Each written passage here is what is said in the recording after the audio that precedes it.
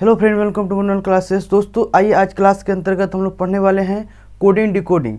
Coding decoding क्या है, इससे रिलेटेड बेसिक कंसेप्ट क्या हो सकते हैं तथा इसके प्रकार क्या होंगे, आज इस वीडियो के अंतर्गत हम लोग जानेंगे। दोस्तों आज का सेशन स्टार्ट करें उससे पहले एक आपसे छोटी सी रिक्वेस्ट है, यदि आप नए हैं तो हमारे चैनल को सब्सक्राइब करें और बेल आइकन को प्रेस करें। तो आइए समझते हैं कोडिंग क्या होता है, डिकोडिंग क्या होता है।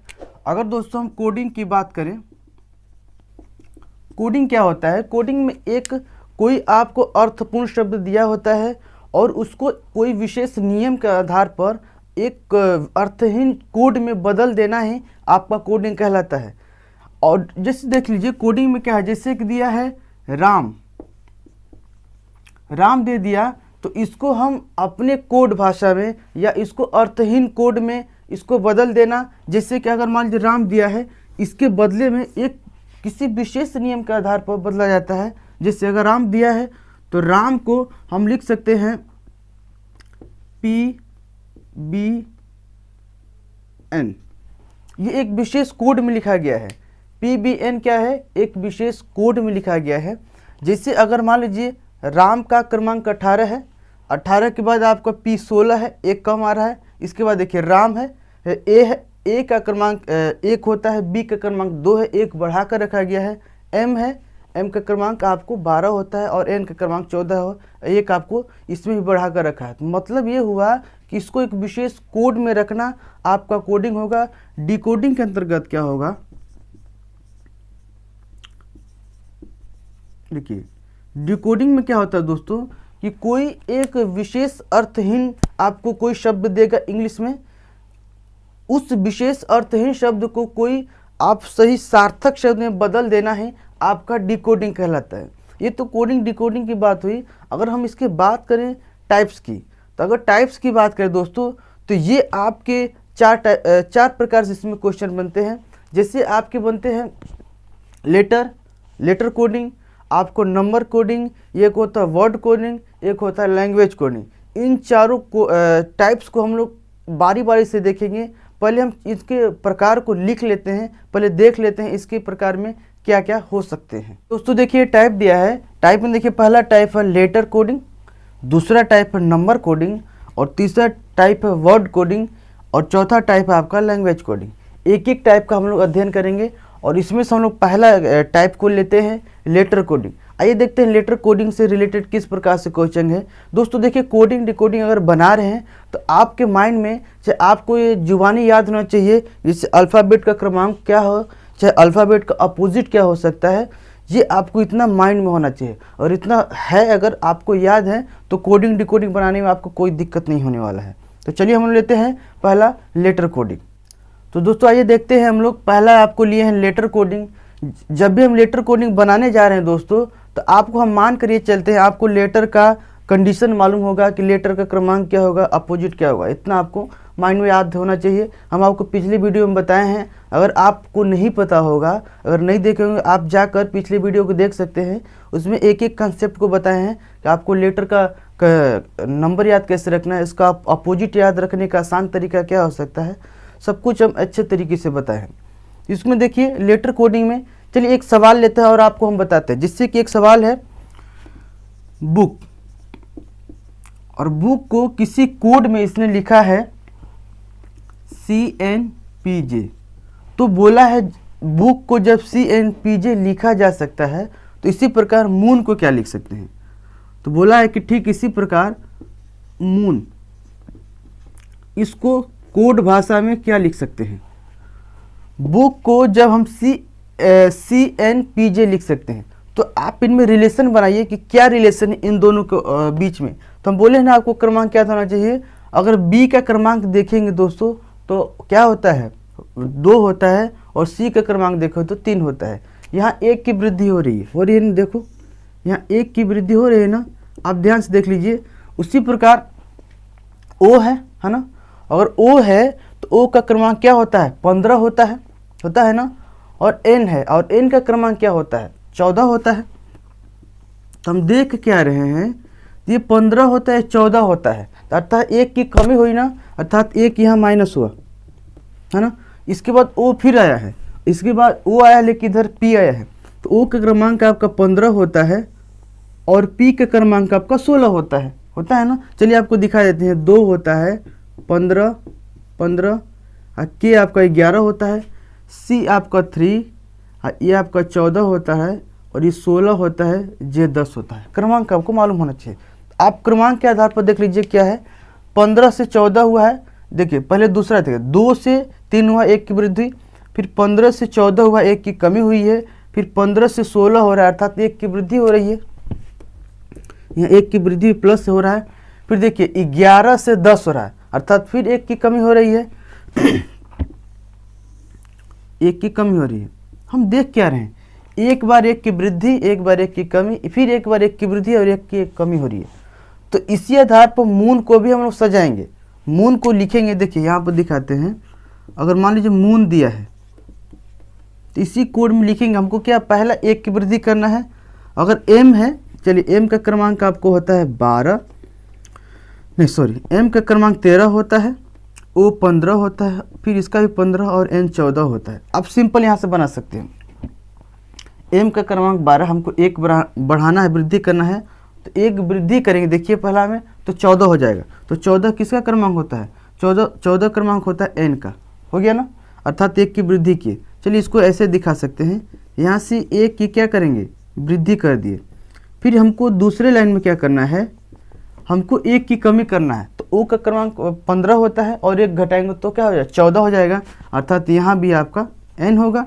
चलिए इस बार फिर 1 की हमको वृद्धि करके दिखाना है। 1 की कमी की है ना, अब यहाँ 1 की वृद्धि करना है। जब 1 की वृद्धि करिएगा दोस्तों, तो अब देखिए ये 15 है, 15 से क्या हो जाएगा, 16 हो जाएगा ना। तो 16 किसका होता है, पी का क्रमांक होता है।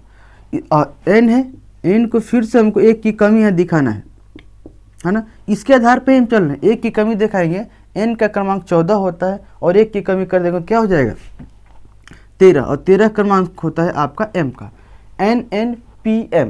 ये इसका सही ऑप्शन होगा, अर्थात मून के बदले में ये आपका कोड सही होगा, NNPM, ये आपका राइट होगा।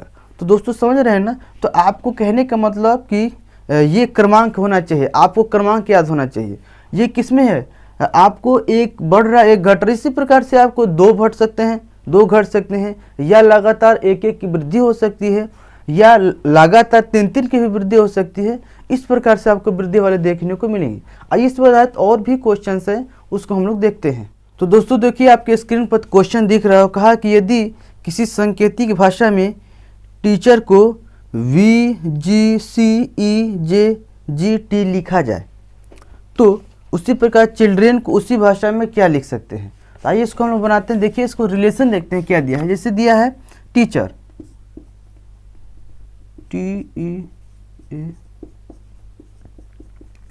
टीचर दिया है, टीचर को इसने किसी कोड में लिखा है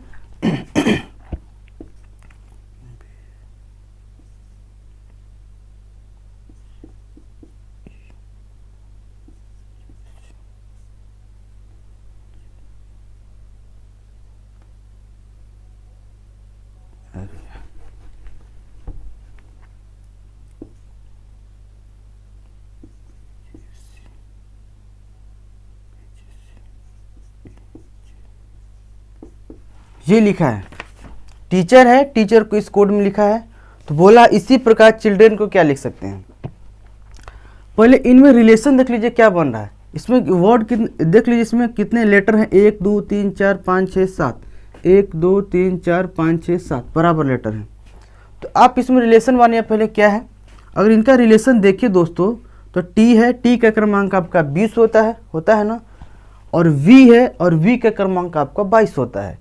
तो यहाँ से यहाँ देख रहे हैं, तो यहाँ का हम देख रहे हैं 2 की वृद्धि हुई। कितनी की वृद्धि हुई, 2 का, क्योंकि इसका क्रमांक 20 है, इसका क्रमांक 22 है। हम देख रहे हैं कहीं ना कहीं 2 की वृद्धि हो रही है ना। इसी प्रकार अगर ई को लीजिएगा, ई का क्रमांक 5 होता है, जी का क्रमांक 7 होता है। तो यहाँ 5 है और यहाँ हम देख रहे हैं 7 है, यहाँ भी 2 की वृद्धि हुई ना। हम देख रहे हैं कहीं ना कहीं 2 की वृद्धि हो रही है। यहाँ भी ए देख लीजिए, ए का क्रमांक आपको 1 होता है, सी का क्रमांक 3 होता है, 2 की वृद्धि हुई यहाँ पर। तो हम देख रहे हैं सब में इसी प्रकार से आप पेयरिंग करके देख लेंगे। सी का क्रमांक आपको देख लीजिए, हाँ ई है ना, ई पर लाइए, तो आपको देख लीजिए सी का क्रमांक 3 होता है, ई का क्रमांक 5 होता है, यहाँ भी 2 का वृद्धि हुआ ना, 2 का वृद्धि। एच से भी देख लीजिए, एच 8 होता है और जी आपका होता है, जे का क्रमांक 10 होता है, यहाँ भी 2 का वृद्धि हुआ। ई का क्रमांक देख लीजिए, ई का क्रमांक 5 होता है, जी का क्रमांक 7 होता है, यहाँ भी 2 का वृद्धि हुआ ना। और आर देख लीजिए, आर का क्रमांक आपका 18 होता है और टी का क्रमांक 20 होता है, 18 2 20, अर्थात यहाँ भी 2 की वृद्धि हो रही है। हम एक चीज़ देख रहे हैं, यहाँ सभी लेटरों में 2-2 की वृद्धि पर रखा गया है। किस में रखा गया है? 2-2 की वृद्धि करते हुए। तो इसी प्रकार बोला चिल्ड्रेन को इसी कोड में लिखेंगे तो क्या लिख सकते हैं? तो चिल्ड्रेन को आइए हम लोग देख के लिखते हैं।